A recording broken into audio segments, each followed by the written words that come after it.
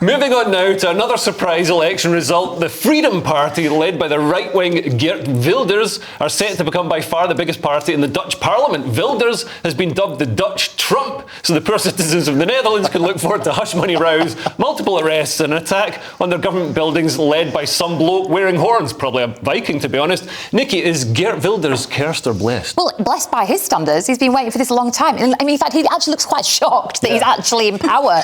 And sort of, there was a glorious picture of him on the front of the Telegraph going, like this, like, oh my God, now I have to make laws and tell people what to do. Yeah. I mean, some of the policies are just hilarious to me. What's that thing about bringing back that racist black figure in Dutch? Black Pete, that everybody is so glad that they've got rid of. There's a few people that've got a secret one in the attic and that'll be worth a bit more because he's bringing it back. I mean, that's authentic Dutch culture. That predates... well, it is, but how many modern Dutch people want it to come back? Probably nobody. But I mean, I mean that's a pretty small issue compared to the rest of what he's platforming. I think the hair and Black Pete are going to be the big issues of the day. That's all you're going to see on the tabloids in the Netherlands for the next 6 months. Andrew, I'm worried that people are already talking. Even though Geert Wilders, he won 37 of the 150 seats, way out ahead of the next party, which won I think 24. Yep.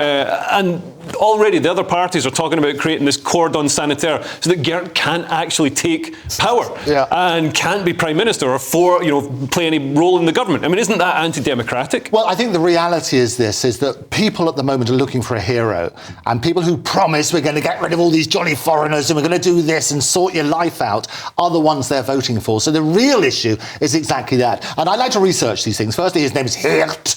How you pronounce it? It's that new strain of COVID that you get. But that's how you pronounce it. This is a man who says croissant. I just say croissant, but I got white on it, as you say. It's always something.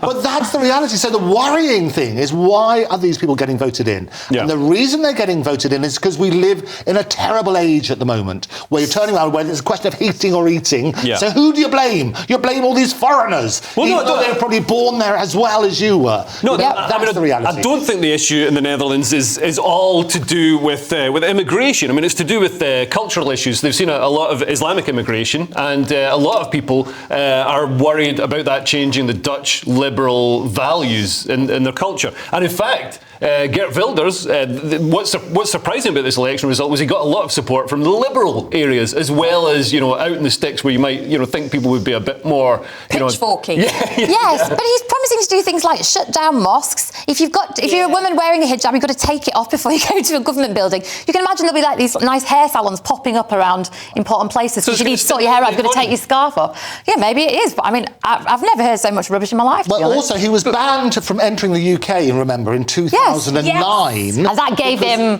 infamy. He said the Quran was going to call it a fascist book. Yes, he says it's like Mein Kampf. All of these things, he gets a certain narrative, and they always say, if you want to draw a crowd, start a fight. Well, you're working on that sort of basis. So this is what they're doing. They're looking for the heart and the soul of how you get these people voting for you, and that's what he's turning around and happening. Okay, well, I think you're being too critical. Anyway.